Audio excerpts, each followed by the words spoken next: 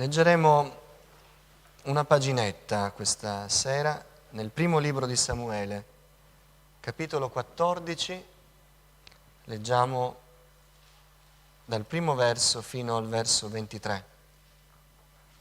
Primo Samuele 14, dall'1 al 23.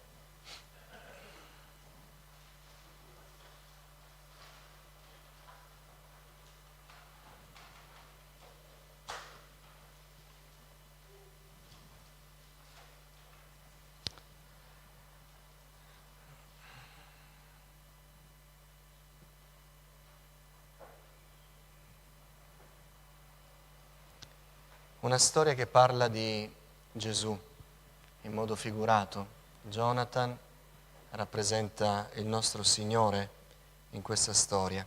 E c'è una frase che sono tentato di prendere per usarla come titolo del messaggio. Va dove ti porta il cuore di Gesù. Che c'è un altro romanzo che... Un giorno Jonathan, figlio di Saul, disse al suo giovane scudiero: «Vieni, andiamo verso la guarnigione dei Filistei che è là dall'altra parte». Però a suo padre non disse nulla. Saul stava allora all'estremità di Gibea, sotto il melograno di Migron, e la gente che aveva con sé ammontava circa 600 uomini. E Aia, figlio di Ahitub, figlio di Icabod, figlio di Fineas, figlio di Eli, sacerdote del Signore a Silo, portava l'efod. Il popolo non sapeva che Jonathan se ne fosse andato. Fra i passi attraverso i quali Jonathan cercava di arrivare alla guarnigione dei Filistei, c'era una punta rocciosa da una parte e una punta rocciosa dall'altra parte. Una si chiamava Boses e l'altra Senè. Una di queste punte sorgeva a nord, di fronte a Micmas, e l'altra a mezzogiorno di fronte a Geba. Jonathan disse al suo giovane scudiero: «Vieni, andiamo verso la guarnigione di questi incirconcisi. Forse il Signore agirà in nostro favore, poiché nulla può impedire al Signore di salvare con molta o con poca gente». Il suo scudiero gli rispose: «Fa tutto quello che ti sta nel cuore. Va pure, ecco, io sono con te dove il tuo cuore ti conduce». Allora Jonathan disse: «Ecco, noi andremo verso quella gente e ci faremo vedere da loro. Se ci dicono fermatevi finché veniamo da voi, ci fermeremo al nostro posto e non saliremo fino a loro. Ma se ci dicono venite su da noi, saliremo, perché il Signore ha deciso di darli nelle nostre mani. Questo ci servirà di segno». Così si fecero vedere tutti e due dalla guarnigione dei Filistei. E i Filistei dissero: «Ecco gli ebrei che escono dalle grotte dove si erano nascosti». Gli uomini della guarnigione, rivolgendosi a Jonathan e al suo scudiero, dissero: «Venite su da noi, che abbiamo qualcosa da dirvi». Jonathan disse al suo scudiero: «Sali dietro a me, poiché il Signore li dà nelle mani di Israele». Jonathan salì, arrampicandosi con le mani e con i piedi, seguito dal suo scudiero. E i Filistei caddero davanti a Jonathan, e lo scudiero dietro a lui li finiva. In questa prima disfatta inflitta da Jonathan e dal suo scudiero, caddero circa 20 uomini sullo spazio di circa la metà di uno iugero di terra. Lo spavento si sparse allora nell'accampamento, nella campagna e fra tutto il popolo. La guarnigione e i guastatori furono anch'essi spaventati, la terra tremò. Fu uno spavento terribile. Le sentinelle di Saul a Gibea di Beniamino guardarono e videro che la moltitudine si sbandava e fuggiva qua e là. Allora Saul disse alla gente che era con lui: «Fate l'appello e vedete chi se n'è andato da noi». E fatto l'appello mancavano Jonathan e il suo scudiero. Saul disse ad Aia: «Fa accostare l'arca di Dio». Infatti l'arca di Dio era allora con i figli di Israele. Mentre Saul parlava con il sacerdote, il tumulto andava aumentando nell'accampamento dei Filistei. E Saul disse al sacerdote: ritira la mano. Poi Saul e tutto il popolo che era con lui si radunarono e avanzarono fino al luogo della battaglia. Ed ecco che in mezzo ai Filistei la spada dell'uno era rivolta contro l'altro e la confusione era grandissima. Or gli ebrei, quelli che già prima si trovavano con i Filistei ed erano saliti con essi all'accampamento dal paese circostante, fecero voltafaccia e si unirono anch'essi agli israeliti che erano con Saul e Jonathan. Anche tutti gli israeliti che si erano nascosti nella regione montuosa di Efraim, quando udirono che i Filistei fuggivano, si misero a inseguirli da vicino per combatterli. In quel giorno il Signore salvò Israele e la battaglia si estese fino oltre Bet Aven. Signore, parla al nostro cuore di quello che significa averti davanti a noi nel cammino, perché noi vogliamo vivere una vita vittoriosa e vogliamo vedere la tua gloria nei passi quotidiani che compiamo. Signore, aiutami. Signore, riempimi di Spirito Santo, perché proceda in mezzo a noi la tua parola e non la parola di un uomo. Te lo chiedo con tutto il cuore, nel nome di Gesù, il benedetto in eterno. Amen. Accomodatevi, fratelli.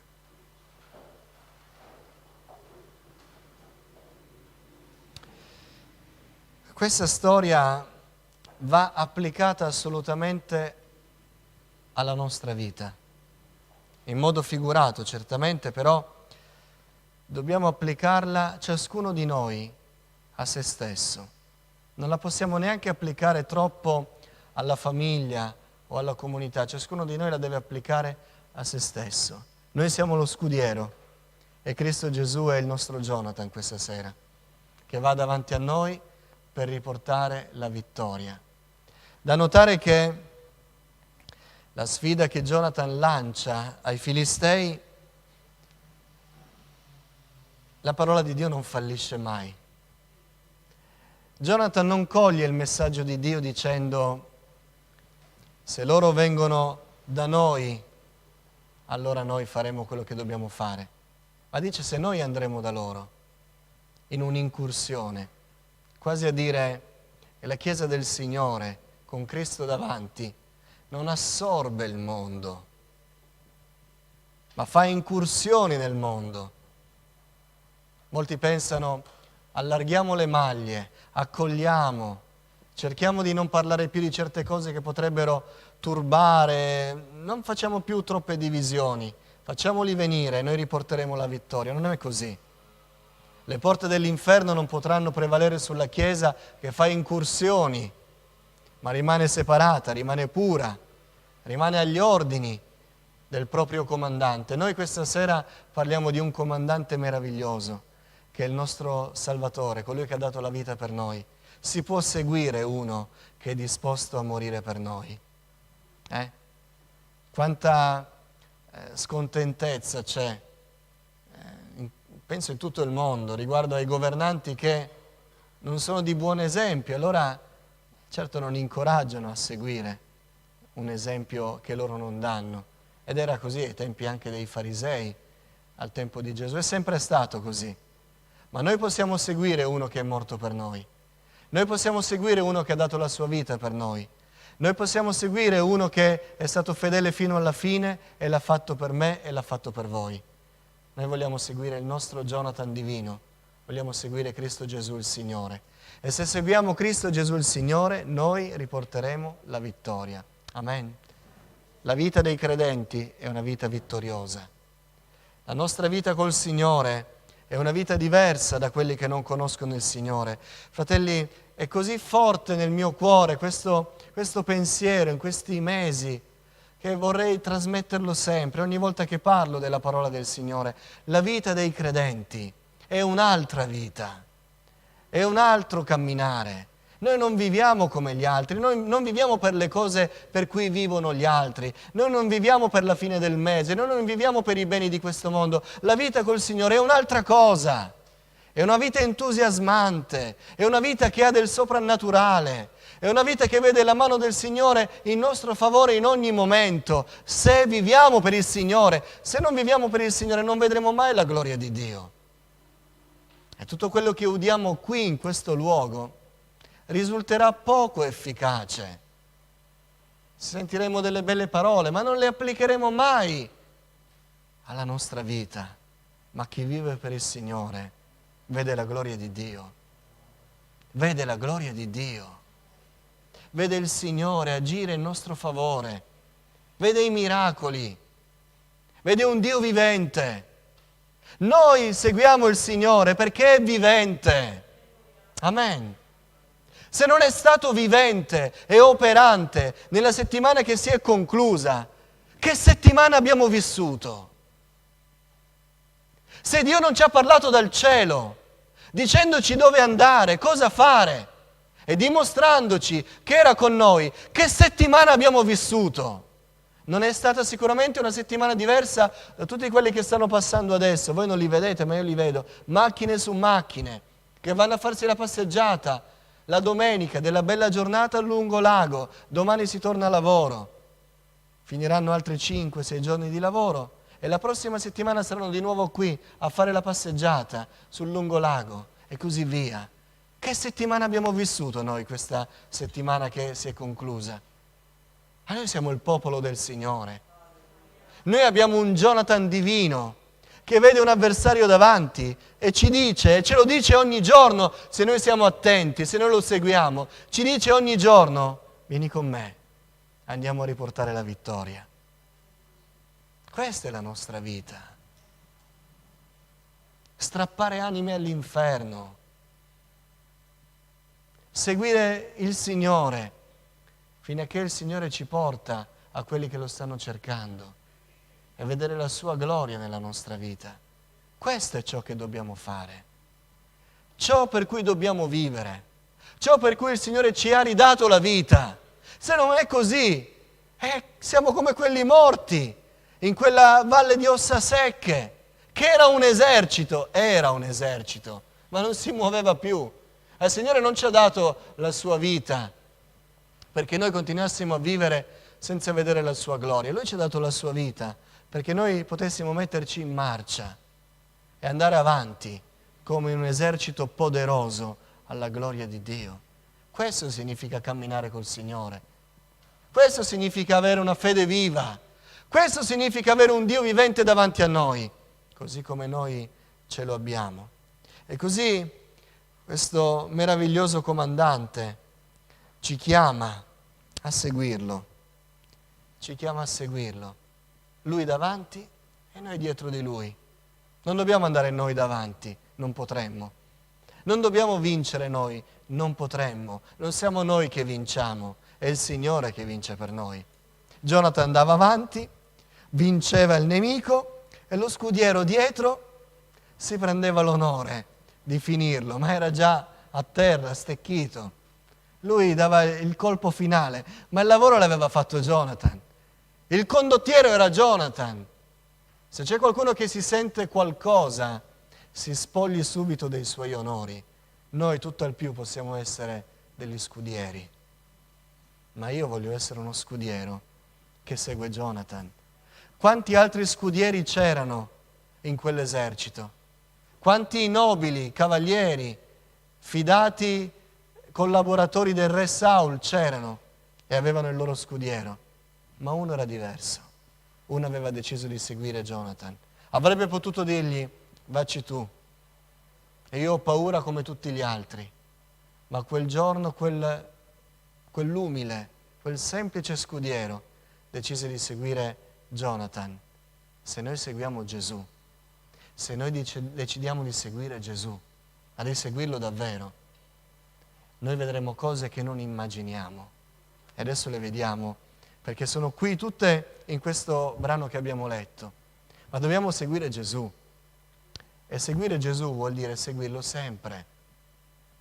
Seguirlo dove noi non pensiamo, dove lo porta il suo cuore, dicevo prima, non dove porta il nostro cuore, dove vuole Lui.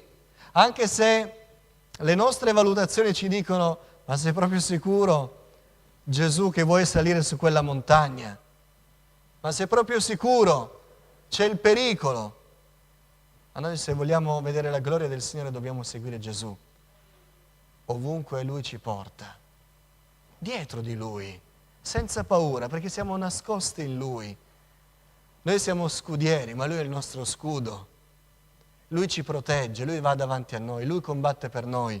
E quando viene il nostro turno di fare qualcosa, noi ci dobbiamo solo prendere l'onore che Lui ha acquistato, la gloria che Lui ha guadagnato sulla croce, l'eredità che Lui ha preso morendo sulla croce per noi.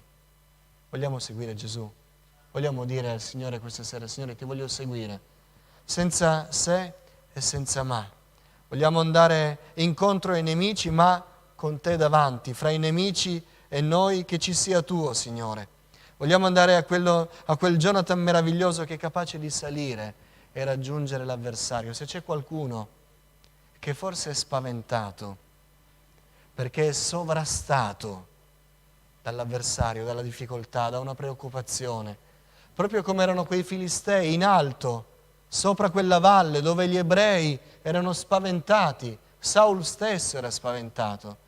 Se c'è qualcuno che è così soggiogato da un problema troppo grande, segua Gesù, che non lo porterà lontano dal problema, lo porterà incontro al problema, ma riportando la vittoria. Perché fino a quando non andiamo davanti all'avversario noi non potremo sapere se abbiamo la vittoria, ma se abbiamo il Signore con noi, Egli ha già vinto per noi. Amen. Se vogliamo vedere questa vittoria, dobbiamo solo andare dietro a Gesù. Non è che ci dobbiamo inventare qualcosa. Non dobbiamo fare grandi proclami. Non dobbiamo dire al Signore: Signore, sono coraggioso, sono forte, sono capace. Se vogliamo vedere la vittoria, dobbiamo solo ubbidire e andare dietro a Gesù. Tu vieni dietro me, disse Jonathan allo scudiere. Tu non ti preoccupare, appena udrai la parola e il segnale, io andrò davanti, tu seguimi. Il terreno non era semplice, lo descrive il nostro brano. Jonathan, con umiltà, eppure lui poteva essere il figlio del re, poteva andare avanti su un carro, su un cavallo, eppure con umiltà saliva. Dice il testo che si arrampicava con le mani e con i piedi. Un gesto di grande umiltà, non sicuramente da nobile. A Gesù non è venuto in umiltà con noi, non ha camminato in mezzo a noi, sporcandosi i piedi, avendo fame, stancandosi. Non è stato annoverato tra i malfattori, non è stato umiliato fino alla croce, non si è umiliato per noi, non è venuto con fasti, non è venuto nei palazzi reali, è venuto come un servitore. E questo è esattamente come Jonathan, colui che noi vogliamo seguire, è venuto a noi con umiltà, ci ha dato un esempio, ma ha riportato la vittoria. E così, arrampicandosi, questo Jonathan si avvicina ai nemici e il suo scudiero vide la vittoria, vittoria che Saul non vide, che i cavalieri di Saul non videro, che l'esercito valoroso di Saul non vide, ma lo scudiero lo vide. Quante volte, fratelli, sorelle, quante volte lamentiamo che non c'è vittoria, non c'è gloria, non ci sono potenti operazioni, quando le vorremmo vedere? Quante volte lamentiamo tutto questo? Ma non sarà forse perché ce ne siamo stati nascosti nelle caverne, nei ranghi di un esercito pauroso? Chi vuole vedere la gloria di Dio deve seguire Gesù. Deve staccarsi da tutto e seguire Gesù, ovunque Lui lo porta. Allora vedremo i nemici sconfitti in un modo straordinario. Vedremo Cristo all'opera nella nostra vita. Se seguiamo Gesù, vedremo i nemici cadere davanti a noi, i giganti crollare, i problemi dissolversi. Vedremo potenti operazioni, vedremo un Dio vivente se seguiamo Gesù. Se seguiamo Gesù, E questo è il cuore del messaggio. Se non lo seguiamo, rimarremo ai margini, ci lamenteremo, tremeremo, come tremava Israele davanti alle minacce di Golia, e come di nuovo è qui a tremare davanti a una guarnigione neanche troppo numerosa di Filistei. Quando non seguiamo Gesù tutto fa paura. Fa paura il gigante, fa paura l'esercito numeroso, ma fa paura anche un manipolo di uomini.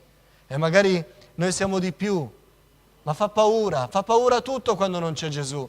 Non si comprende più nulla quando non seguiamo Gesù. Diventa tutto confuso, diventa tutto privo di uno stimolo. Non abbiamo la fede, non abbiamo la speranza di vedere la vittoria quando non seguiamo Gesù. Ma basta uno che segue Gesù e quell'uno vedrà cose che non immaginava la mattina stesso. Alleluia. Vogliamo seguire Gesù con ubbidienza. Noi vedremo la vittoria che Cristo ha riservato per noi, perché ci vogliamo ricordare che Cristo ha vinto su ogni cosa. Potete fare un elenco delle cose più difficili, metterle davanti a Gesù e scoprirete che Gesù le ha vinte, fino al nemico più duro, la morte. Gesù ha vinto anche la morte. Il terzo giorno le catene della morte si sono spezzate e Lui con potenza è risorto. Alleluia! Cristo ha vinto ogni cosa e quella vittoria Lui la vuole attribuire a noi, farla cadere su di noi come un mantello regale e noi vedremo la gloria del Signore. Ora però questo passo va avanti e dice molto di più ed è l'appello accorato che questa parola rivolge al nostro cuore questa sera. Lo dice ai ragazzi, lo dice agli adolescenti e ai giovani, lo dice ai padri e alle madri di famiglia, lo dice a tutti, giovani e meno giovani. Se noi seguiremo Gesù, se noi stabiliamo oggi, perché c'è stato un oggi, c'è stato un momento, e neanche un momento particolare, non era una giornata particolare quella, per lo scudiero, era una giornata come le altre, ma semplicemente ricevette un invito, seguimi. Dobbiamo riportare la vittoria. Se noi lo faremo, noi vedremo la gloria di Dio allargarsi a macchia d'olio, partendo dalla nostra vita e portando l'influenza benefica della vittoria di Cristo ovunque. Avviene qualcosa di straordinario. Qualcuno leggendo questo passo dice, ma una grande vittoria, 20 uomini. Noi abbiamo storie più eclatanti nella Bibbia.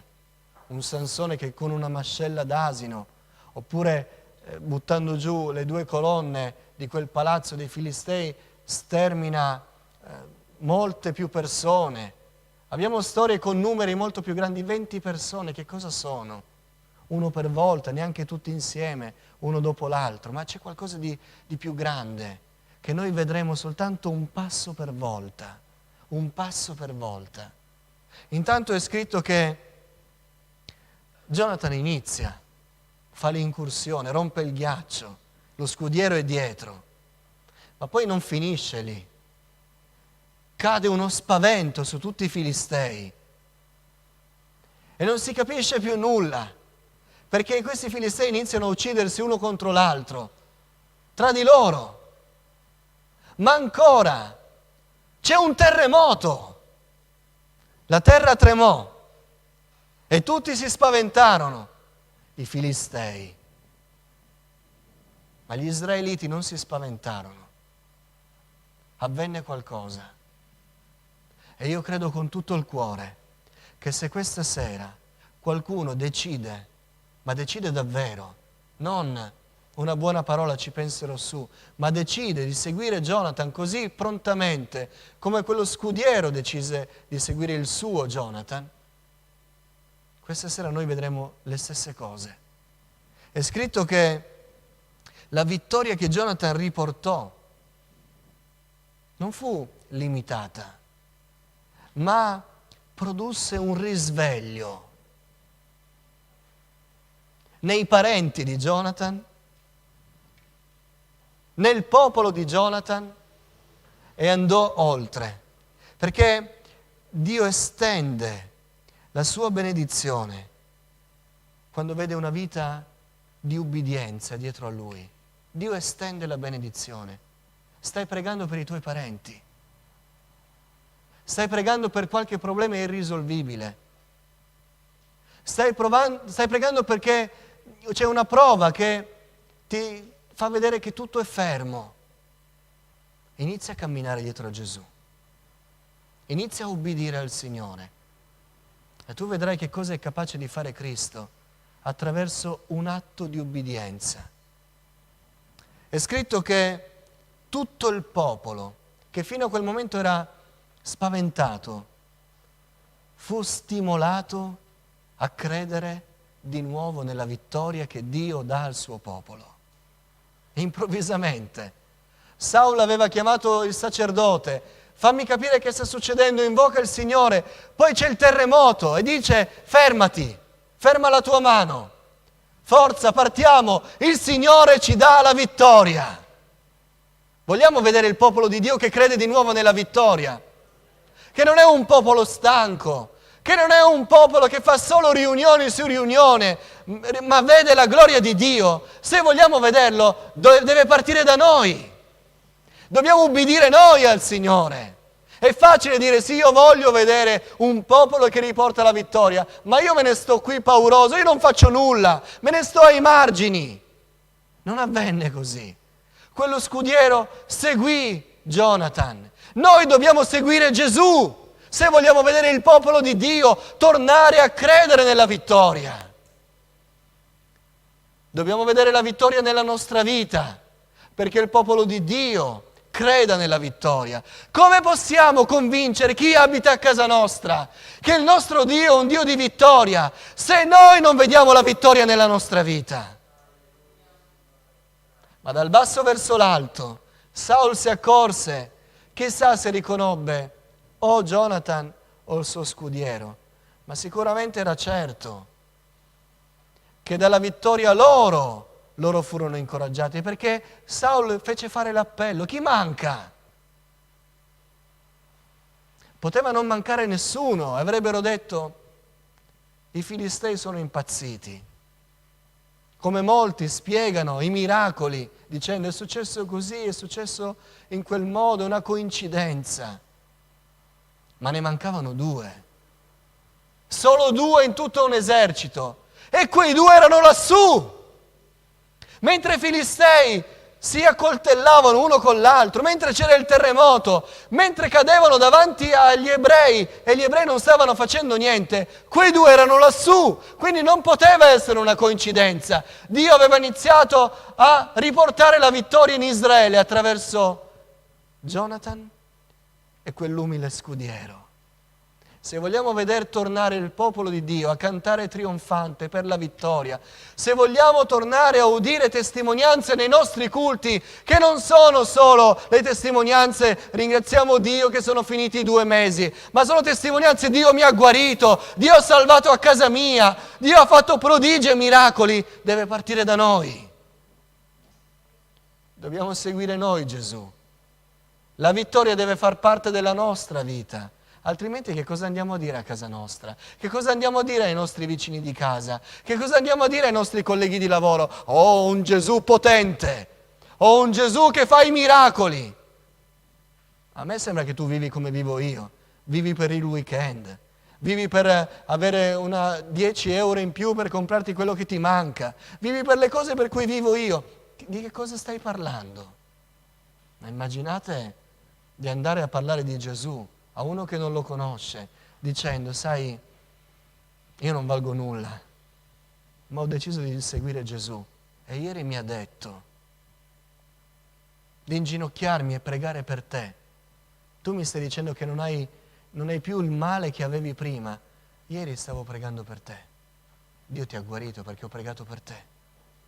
Oppure non sapevo qual era il tuo problema, ma Dio mi ha spinto a venire da te, a occuparmi di te, a fare un gesto per te, senza saperlo. Ma quante volte il Signore spinge il nostro spirito a parlare così e noi non ce ne accorgiamo, siamo sordi, abbiamo paura. Siamo nascosti nella caverna, non andiamo verso i Filistei, ce ne stiamo a casa, comodi. La nostra vita deve andare avanti così, in equilibrio, stabile, sul divano della nostra spiritualità comoda. Come facciamo a parlare di vittoria? Erano lì a fare la carne alla brace con Saul, che gli piaceva sicuramente fare festa. Erano lì a cantare i canti dei militari, che parlavano delle prodezze dell'esercito del passato. E mentre erano lì a cantare, spaventati, con la paura di quel nemico lì in alto che li sovrastava, c'era un umile scudiero che vedeva la gloria di Dio. La gloria di Dio. Ma appena l'esercito vide che per mezzo di due, perché per il Signore non c'è differenza per riportare la vittoria con un grande esercito o un piccolo esercito. Quell'esercito fu rianimato, tornò a credere nella vittoria del Signore. Vogliamo vedere un popolo di Dio zelante? Dobbiamo seguire Gesù. Si accenderà una fiamma che produrrà un risveglio. Ma ancora, quelli che avevano tradito, è scritto così, è pieno di spunti questo passo. Quelli che avevano tradito, li scopriamo tra i Filistei. Quelli che avevano abbandonato, lo dico in termini da Nuovo Testamento, avevano abbandonato la fede, avevano preferito stare coi Filistei, vivere con loro, sollazzarsi con loro, cedere la vera fede alle divinità pagane, agli altri idoli, vivere così. Avevano deciso di allontanarsi dal vero Dio. Ebrei tra i Filistei, il popolo di Dio che viveva nel mondo, avevano tradito in qualche modo. Per la vittoria di quell'umile scudiero, che non era la sua, ma era di Cristo. Chi aveva tradito è scritto, chi aveva fatto un voltafaccia la prima volta, verso 21, fecero di nuovo un voltafaccia, questa volta è una conversione, tornarono indietro, si risvegliarono, dissero: che cosa stiamo facendo? La vittoria appartiene al popolo che porta il nome di Dio.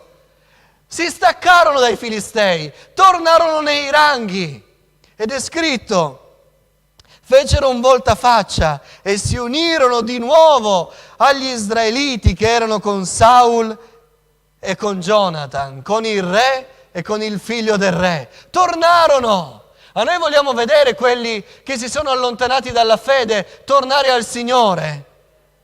Devono vedere la nostra obbedienza. Devono vedere che la nostra vita di ubbidienza è vittoriosa perché ubbidiamo a Gesù. E Gesù ci fa vedere la vittoria. E loro sono risvegliati, dicono: ma che cosa ho fatto? Certo, quando ho visto quello scudiero lì, in panciolle, comodo, vivere la sua vita, ho detto: ma vale la pena seguire la legge di Mosè, vale la pena essere fedele a Dio. Se la sua vita è uguale alla vita dei Filistei, io me ne sto comodo tra i Filistei. Io lascio la fede, tanto quella fede non mi dice nulla. Ma quando videro quello scudiero seguire Jonathan senza paura, quando videro andare avanti, nemico dopo nemico, anche se era difficile scalare una montagna, sudare, graffiarsi, affrontare da soli i nemici, quelli non si scoraggiavano e andavano davanti, e uno dopo l'altro. Loro non cadevano e andavano avanti, loro non cadevano e uccidevano i nemici, continuavano uno dopo l'altro, in silenzio, senza trombe, senza canti, uno dopo l'altro, non si scoraggiavano, andavano e riportavano uno dopo l'altro la vittoria. Chi si era sviato disse: ma questi rimanendo fedeli, non allontanandosi, stanno vedendo una grande vittoria. Torno al Signore. Se noi ubbidiremo, noi vedremo, stimolati dallo Spirito Santo, quelli che hanno tradito, quelli che si sono sviati, quelli che si sono raffreddati, tornare al Signore. Ma non così come prima, tornare nei ranghi e combattere per la vittoria, perché torneranno in un esercito che crede ancora nella vittoria, perché ha un abile condottiero davanti che combatte per noi. Ma ancora, c'è scritto, verso 22, tutti gli israeliti che si erano nascosti nella regione montuosa di Efraim, quando udirono che i Filistei fuggivano, si misero a inseguirli da vicino per combatterli. Ce ne sono altri che non vediamo, spaventati, nascosti. Che cosa può fare una vita di ubbidienza? Stana tutti quelli che avevano paura, che vedendo che due avevano sgominato un esercito, non hanno più paura, escono fuori e si mettono anche loro a inseguire l'avversario, il nemico, e riportare la vittoria nel nome di Gesù. Tutto questo può fare una vita di ubbidienza. Vi chiedo di alzarvi in piedi.